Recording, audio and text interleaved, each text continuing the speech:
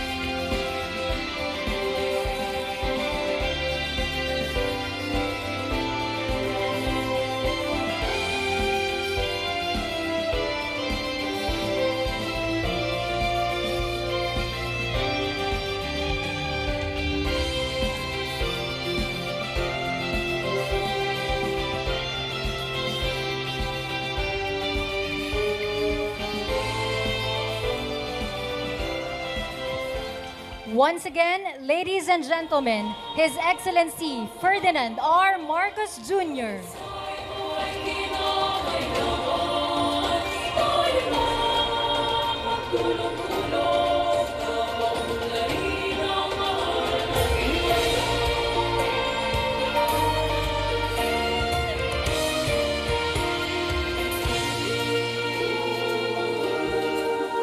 Panahon na ng pagbabago, dahil sa ito ay kinakailangan tayo na magtulong-tulong, napaunlarin ang mahal nating bayan.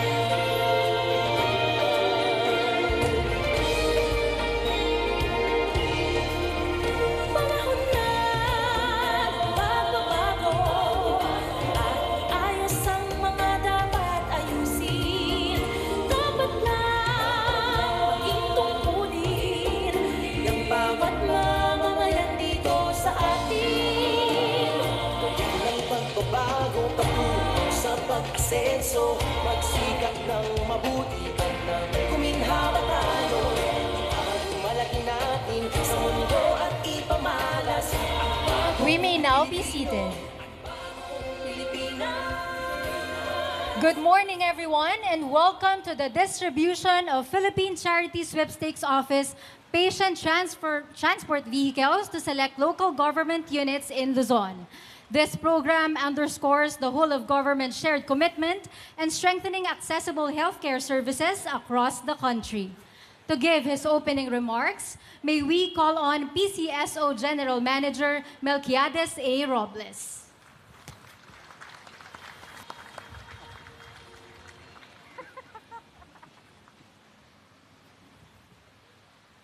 His Excellency President Ferdinand R. Marcos Jr., to all the governors, all the chief local executives, the mayors, good morning. Kanina po nagbibiruan po kami ni Yorme. Sabi ko doon po sa amin, sanay kami na bibili ka ng ticket, tapos maghihintay ka ng swerte para tumama. Pero ngayon, lahat po ngayon na hindi kailangan bumili ng ticket, kayo po ay panalo na lahat. At kami po ay nagpapasalamat sa ating mahal na Pangulo.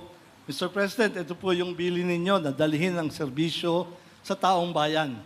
Ito po ang pagkalinga sa pinakamahalagang bagay sa ating lahat, ang kalusugan.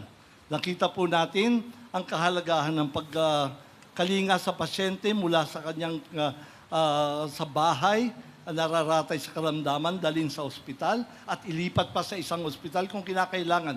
Ito po ang serbisyo ng bagong Pilipinas. Ngayon lang po, karamihan po sa inyo ay ngayon lamang po makakatanggap. Sino po sa inyo ang ngayon lang po makakatanggap? Ang bayan ninyo. Ayan po. Ito po ay gagawin natin sa loob ng taong ito, 100% na po tayo magkakaroon. Konting pagtingin lang po sa mga numero, ito po ang biggest one-day donation ng ambulansya po. We have searched the web at tinanong namin si ChatGPT. Ang sabi niya po, yung pinakamarami po ay nung isang taon po. On the same place, we had 129 ambulances delivered and given away sa mga beneficiaries. Ngayon, itong araw po na to, 387 ang ating ipamibigay sa ating mga kababayan.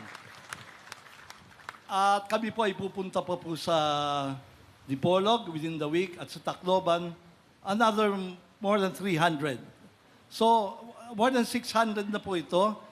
For context po, yung mga nakaraan na administrasyon po ay mga 600 lamang po. Yun po ang average ng PCSO sa distribution. Ngayon po, alinsunod po sa bilin ng Pangulo, narito na po tayo ngayon at yung 1 linggo po natin, tatapatan na natin yung mga nakaraang bigayan ng PCSO. Kaya itong taon na to, garantisado po, mabibigyan po natin ang lahat ng munisipyo, anuman pong class, from 1 to 6, hindi po magmamaterial. Kakampi, hindi masyadong kakampi.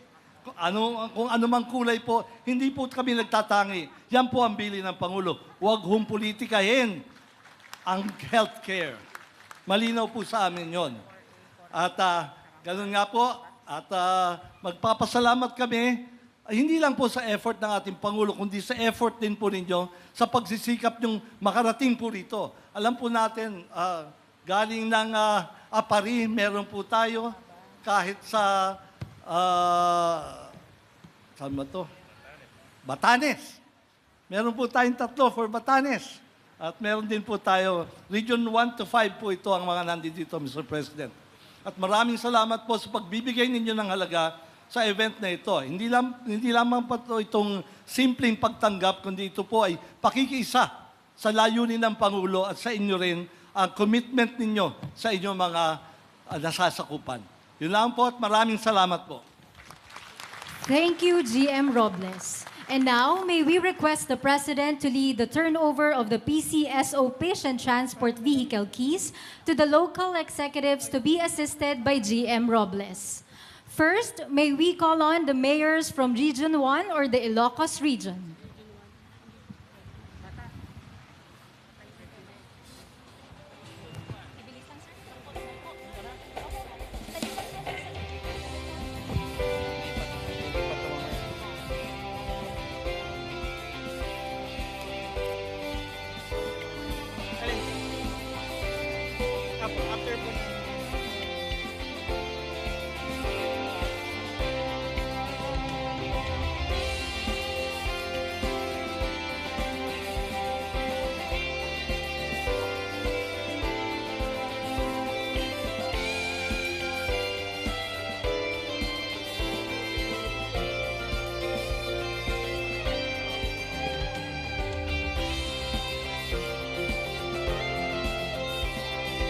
And to receive the keys from the Ilocos region are Governor Cecilia Araneta Marcos of Ilocos Norte and Governor Ramon Guico III of Pangasinan.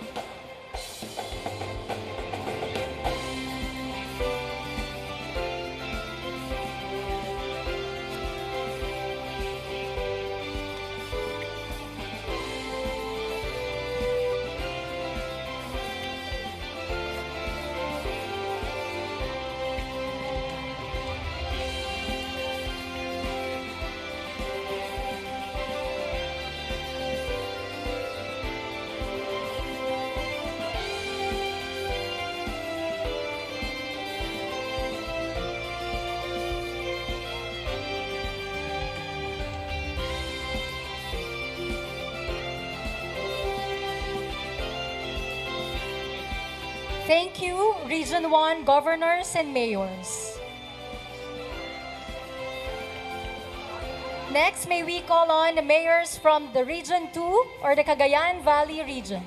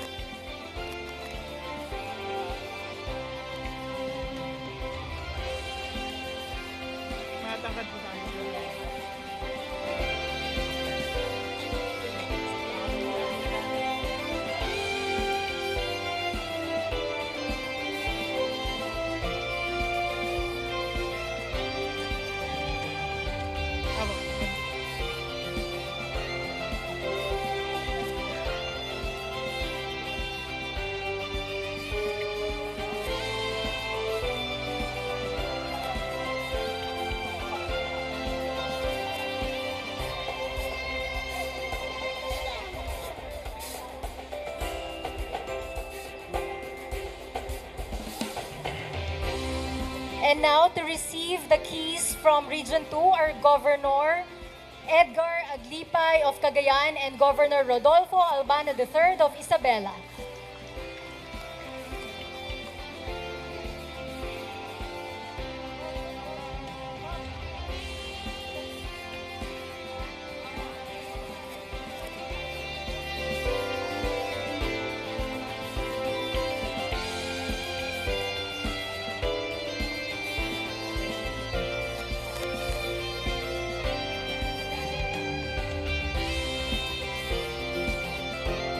Thank you. Please exit to your left.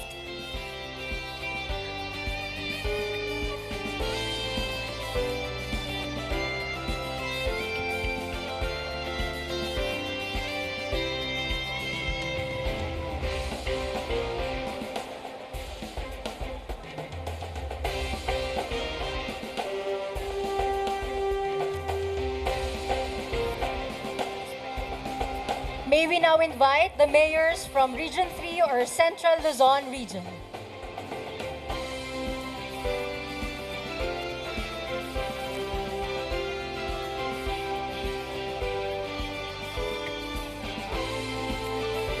Hanggang kanan. Hanggang kanan.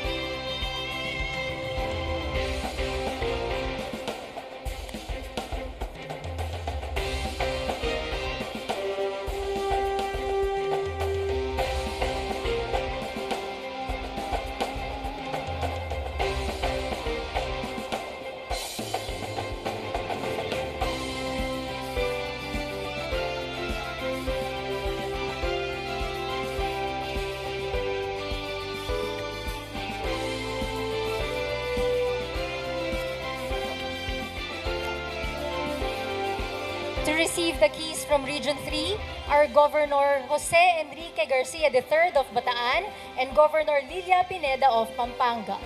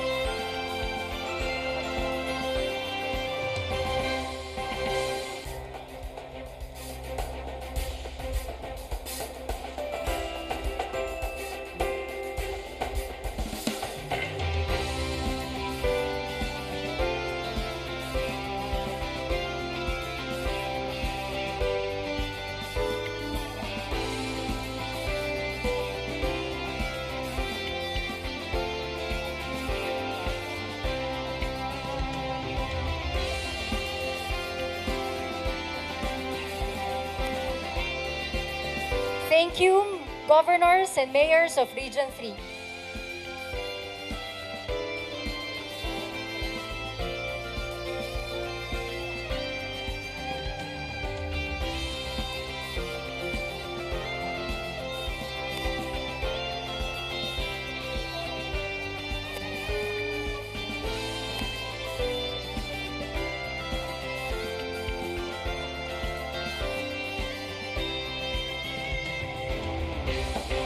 Region 3 mayors, please exit to your left.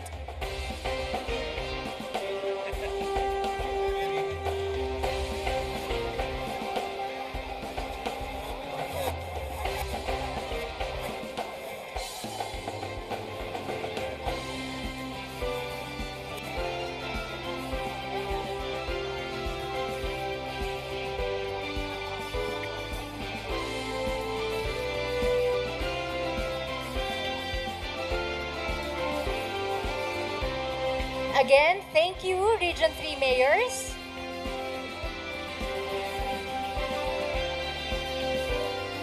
Next, may we now invite the mayors from Region 4A or Calabarzon.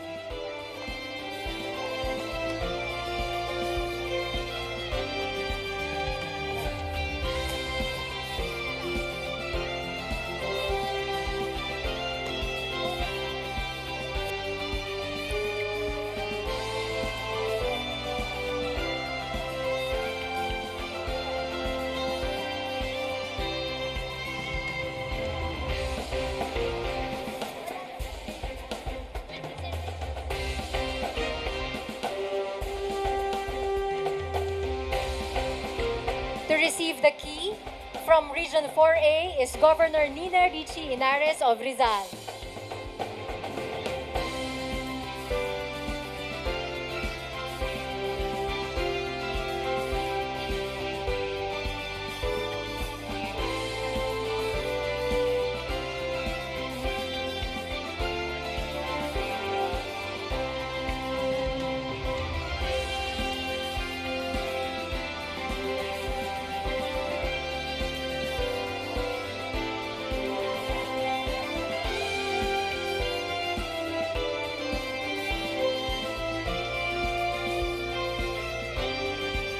Thank you, Governor Inares and Region 4A mayors.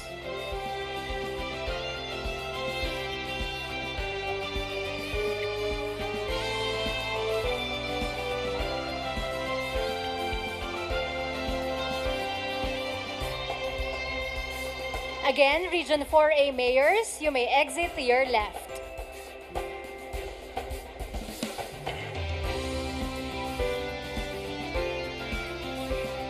May we now invite in front the mayors from Region 4B or Mimaropa.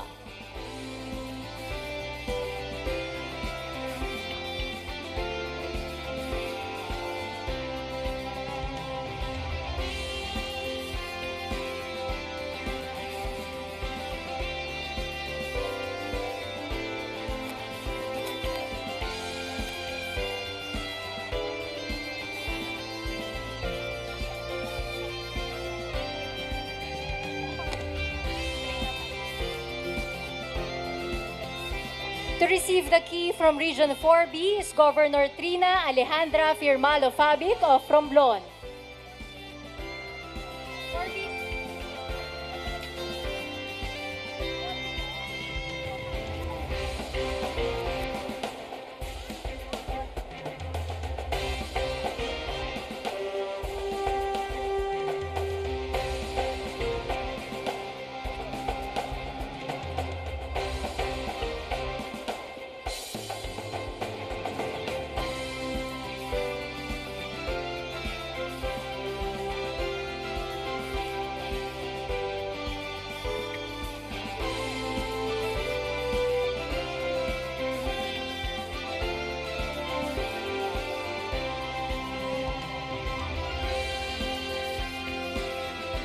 Thank you, Region 4B. You may exit to your left.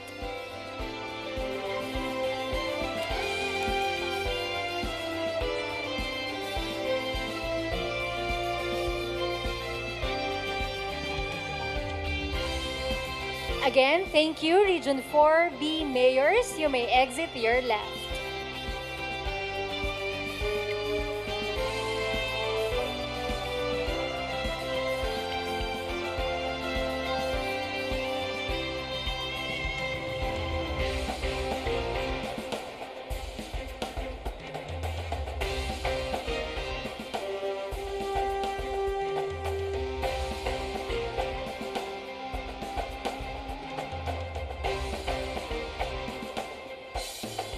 Now may we call on the mayors from Region 5 or Bicol region.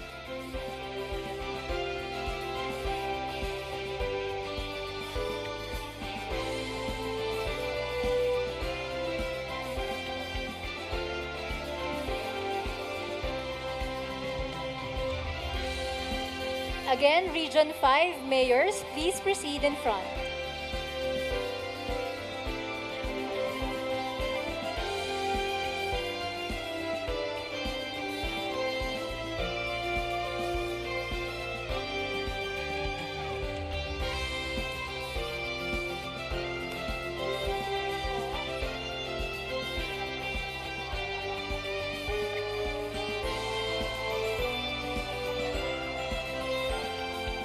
To receive the key from Bicol Region is Governor Noel Rosal of Albay.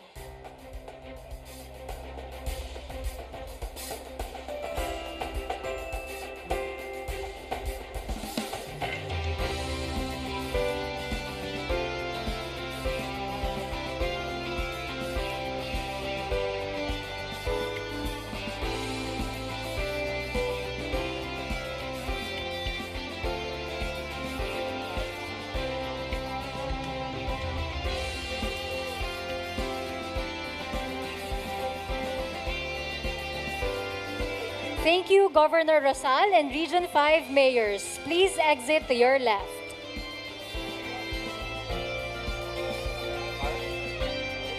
Lastly, may we call on mayors from the Cordillera Administrative Region.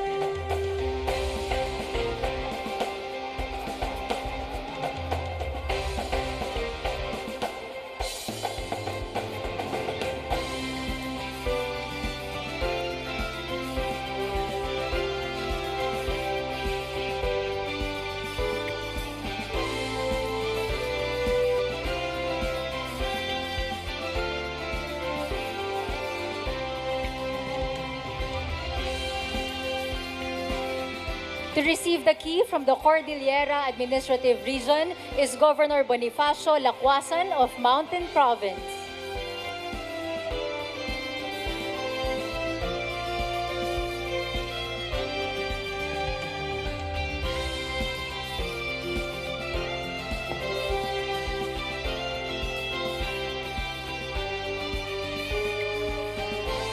Thank you, Governor Lacuasan and the mayors from the Cordillera Administrative Region. Please exit to your left.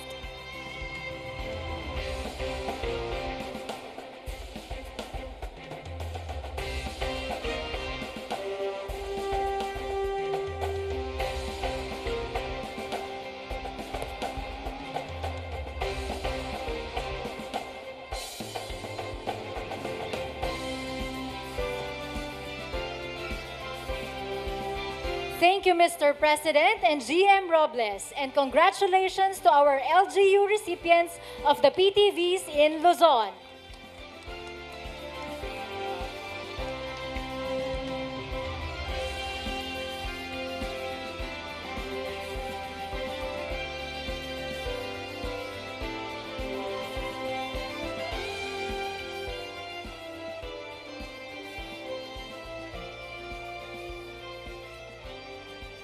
And now, may we invite the President to deliver his message.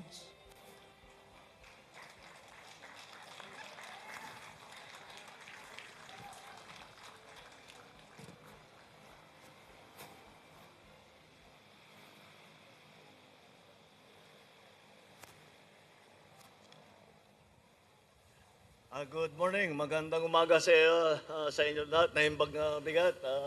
Ayatek na kailyak. Agtugaw tayo. Upo tayo, please.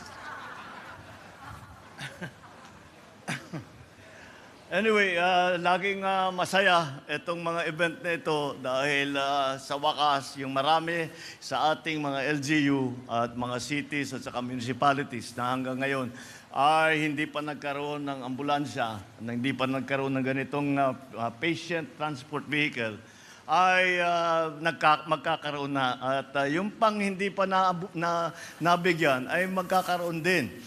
At asahan ninyo, ang pangako sa akin, ang instruction ko kay GM Mel Robles, ay sabi ko sa kanya, kailangan by the end of the year, masabi na natin, by the end of 2025, masabi natin na lahat na ng cities and municipalities ay nabigyan na natin nitong patient transport vehicle. Kung titignan nyo po, ay talagang pinili namin na mabuti itong ating ginagamit na modelo para sa patient transport vehicle. Marami tayong pinag-iisipan. Naalala ko ng gobernur ako, marami kasi tayong marami kaming mga kababayan, marami kaming kailan na nasa Amerika. So humihingi kami ng tulong. Pinagdadalhan kami yung magagandang ambulansya na kanina nakikita mo sa sine na malalaki. Very grateful naman kami dahil napakaganda at napakamahal, hindi kayang bilhin ng probinsya. Ngunit, noong nagkaroon ng emergency, yung mga malalaki na yon ay hindi na babagay doon, lalo na doon sa mga maliliit na bayan kung saan maliit lang ang daan. Nag-uusap nga kayo ni Mayor Isko, sabi na lalo dito sa Manila, puro iskinita yan, hindi makapasok. Kaya pinili namin itong modelong ito na very appropriate, na tamang-tama para sa Pilipinas. Hindi lamang dahil yun na nga, nakakapunta kahit saan, kung saan nangangailangan ng transport vehicle. Ngunit, pati na yung modelo na ito, madaling i-maintain, laging may pyesa, kahit sino na medyo marunong-runong na mekaniko, kaya nilang ayusin kung magka-problema. Kaya naasahan ko na pag-turnover namin sa ating mga LGU, kayo na munang bahala. Alagaan ninyo na mabuti ito. Tatagal ito ng matagal, basta't alagaan natin na mabuti. Kahit gamit na gamit yan. Meron na kaming experience doon sa mga una naming na ibigay. Basta't inaalagaan na mabuti, tama ang pag-service, tama ang paggamit, pagka nangangailangan ng pyesa, palitan kaagad. At nakita naman namin na basta't we look after the vehicles, ito itatagal ng matagal. Kaya we are very happy now to be able to do this dahil dito sa administrasyong ito, karapatan ng bawat nating kababayan na Pilipino na magkaroon ng ganitong klaseng serbisyo. Pinapatibay nga natin ang buong healthcare services. Nag-meeting lang kami tungkol sa budget sa DOH, tungkol sa budget ng PhilHealth, tungkol sa lahat ng mga serbisyong ibinibigay, tungkol sa mga insurance, upang buuhin namin ang magandang healthcare system. At meron naman tayo maraming natutunan nung panahon ng COVID. Dahil nung panahon ng COVID, nakita natin ano yung pagkukulang ng ating healthcare system. Saan ang kailangan ayusin? Sino ang pwede nating asahan? All of these things, in-apply namin dito sa aming programa. Hindi lamang dito sa transport vehicles, kung hindi pati na sa ating buong healthcare system, pati nating mga ospital, pati nga yung PhilHealth. So, ito ay isang bahagi lamang sa pagpapatibay natin ng ating healthcare system. Dinala ko ito, ang ating accounting statistics, ang na-distribute na mula noong June 2022 to 2025, nakapag-distribute na tayo ng 680 na ganito, na PTV across the whole Philippines. Ngayon, ang nandito sa harap ninyo, 395, is that correct? 397 na vehicles. Hindi pa ako bumababa sa sasakyan, pinagmamalaki na ni Mel Robles na it is the biggest in the world na pagbigay ng ganito. Well, nagulat din ako dahil hindi naman yun ang habol natin. Ang habol lang natin, ang habol ko talaga ay lahat ng ating LGU, lahat ng ating mga municipalities ay magkaroon. Kaya, sa 680 PTVs, tapos na yan. Ngayong araw na ito, meron tayong 387 na ipamimigay, but this is for Luzon.